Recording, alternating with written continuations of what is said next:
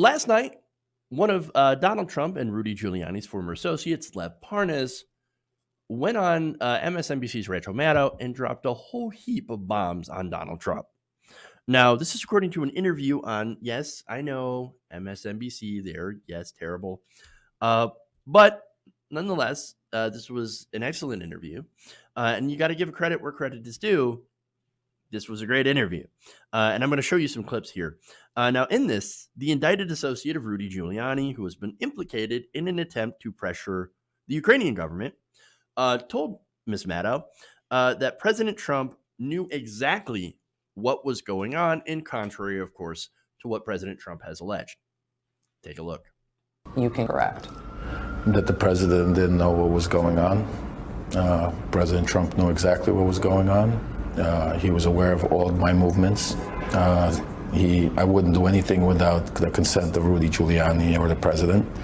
I have no intent, I have no reason to speak to any of these officials. I mean, they have no reason to speak to me.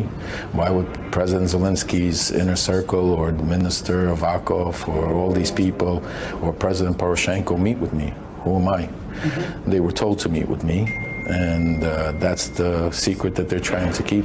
I was on the ground doing their work. So look, that's significant. I was on the ground doing their work. But let me just do a side note here. And I know, like, you're going to get after me about it, but dude, he looks greasy. Like, that's a greasy looking guy. And also you can tell that he's balding. I mean, what is that in the front? I mean, look, one bald guy to another, just let it go, dude.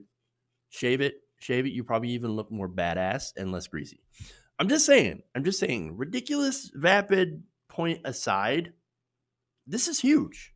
Huge. Saying that he was taking orders from Giuliani and the president on this pressure campaign to dig up dirt on Biden to extort a foreign country into announcing this investigation. That is huge. Now, look, I don't get why he would have to go to Ukraine to dig up dirt on Joe Biden. Joe Biden is pretty terrible on his own.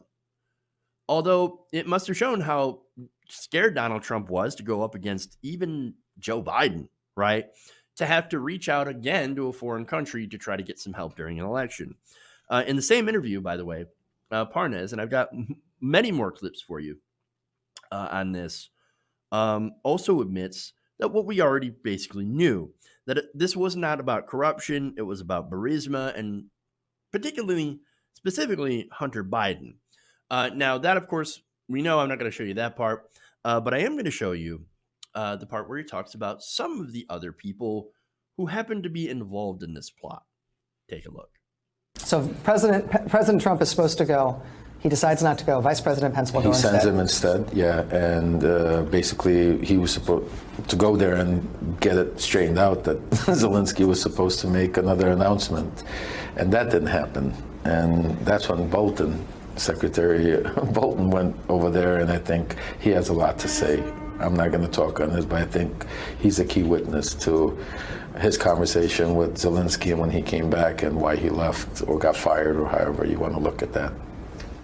Let me make sure I understand what you're saying. When Vice President Pence went over there on September 1st, again, in President Trump's stead, you believe, or you have reason to believe, that Vice President Pence was tasked at that meeting with getting President Zelensky to announce investigations of Joe Biden specifically. Yes.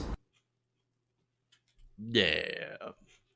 So now, here we have Mike Pence. That has been named. Mike Pence and John Bolton. John Bolton, by the way, throughout this interview, Parnas is like, look, I don't know how much John Bolton knows, but he knows something. Hint, hint, let's get this guy on the, in the trial. Like, he is a witness. He knows things. So that's very important. Now, he was also asked whether Pence was aware of the quid pro quo around the visit, right? Parnas replied by quoting Gordon Sondland, that's the U.S. ambassador to the European Union, who said during the House impeachment inquiry, quote, everybody was in the loop. That everybody also includes U.S. Attorney General William Barr. And he talks about them in this next clip.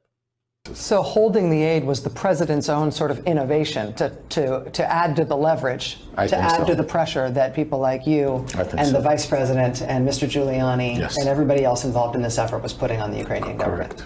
Correct. Did you ever meet with or speak with or have any interactions with Attorney General William Barr? I personally did not speak to him, but I was involved in lots of conversations that Joe DeGenova had with him in front of me, Rudy had with him in front of me, and setting up meetings with Dmitry Firtash's team. I was involved in that. Do you know if Mr. Giuliani was ever in contact with Mr. Barr specifically about the fact that he was trying to get Ukraine to announce these investigations into Joe Biden? Oh, absolutely. Mr. Barr knew about that? Mr. Barr had to have known everything. I mean, it's impossible. Did Rudy Giuliani tell you he'd spoken to the Attorney General specifically about Ukraine? Not only Rudy Giuliani, I mean, Victoria and Joe, they were all best friends. I mean, Barr was, Attorney General Barr was basically on the team. Damn. Everybody knew about it. Everybody knew. And again, this is a guy who was in the middle of this. He was also on the team. I mean, look, William Barr, on these allegations, right, needs to be recused from any investigation by the Justice Department. He can't be a part of this. Complete conflict of interest since he was there, since he was on the team. You got to get him out of here. Not only that, he should be subpoenaed to testify before the Senate. Again, and this is also important because Parnas had mentioned a man named Dmitry Firtash. Right? So let me explain who this guy is. Now, Firtash is a Ukrainian gas billionaire who has been stranded in Vienna on foreign bribery charges. So now that's very important. Now the U.S. is currently trying to extradite him on those charges. Now, Parnas told NATO that he and Giuliani had struck a deal with Firtash whereby the oligarch would provide the Trump team with information against Joe Biden, and in exchange, the DOJ would drop the charges against him. That is very, very important. In fact, Parnas said, quote, "We had to promise Firtash something. It was basically telling him that we knew his case is worthless here and that he's being prosecuted for no reason, and basically it could get taken care of." Add in some words about, oh, it's a witch hunt. It was all connected. By the way, he said it was all connected. At the end of the day, the agenda was to make sure the Ukrainians had announced the Biden investigation. And by the way, our own federal prosecutors have described Firtash as a, quote, upper echelon member of Russian organized crime. Jesus Christ, dude. How big is this circle? That right there. And so here we have Barr, William Barr. You have Mike Pence. You have Rudy Giuliani. Not only that, but you've got another guy that's involved in this, and that's Devin Nunes. So now, of course, all of these guys, they deny knowing who Lev Parnas is, obviously. And I'm going to show you a clip reel, right, of all these hilarious denials and Parnas basically debunking them. Let's take a look. Conversations have you had with Lev Parnas and Igor Fruman? I don't know those gentlemen. He knew exactly who we were. He knew exactly who I was, especially because I interacted with him at a lot of events. Did you ever talk to this guy, Les Parnas, or whoever his name is? You know, it's possible, but I haven't gone through all my phone records. I don't really recall. Do you know Congressman Devin Nunes? Yes, I do. A Justice Department spokesman told Politico yesterday that the president never directly asked Barr to launch any type of investigation into Biden. Mr. Barr had to have known everything. I mean, it's impossible. I never discussed the issue of the Bidens with President Zelensky. Vice President Pence was tasked at that meeting with getting President Zelensky to announce investigations of Joe Biden specifically. Yes. I think my favorite part of that was Hannity being like, dude, who's this Les Parnas guy? I mean, I don't know who he is. You probably don't know who he is, right? I mean, nobody knows who he is. No, everybody knows who he is. I mean, you got Pompeo. You got Barr. You got John Bolton knowing who this guy is. Mike Pence, or, Mike Pounds. Look, everybody They know who this guy is because he was central to their efforts in Ukraine. Trump has successfully spread out all of this in his criminal actions so that, I guess, if it all comes down, everyone will go down with it. Disastrous. Now, of course, there is another possibility, right? That all these people who have their careers on the line, by the way, are telling the truth, right? And then this guy who's facing unrelated charges on campaign finance violations, well, he's the one who's lying. Or Parnas is telling the truth because he was involved in this in order to probably get a plea deal or something like that. And everybody else in the government is lying.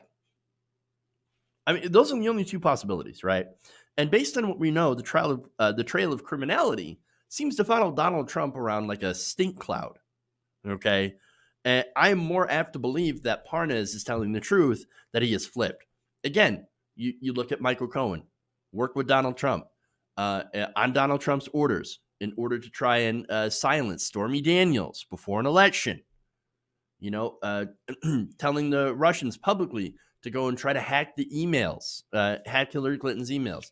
And then they go on and later they do that and they give it to WikiLeaks.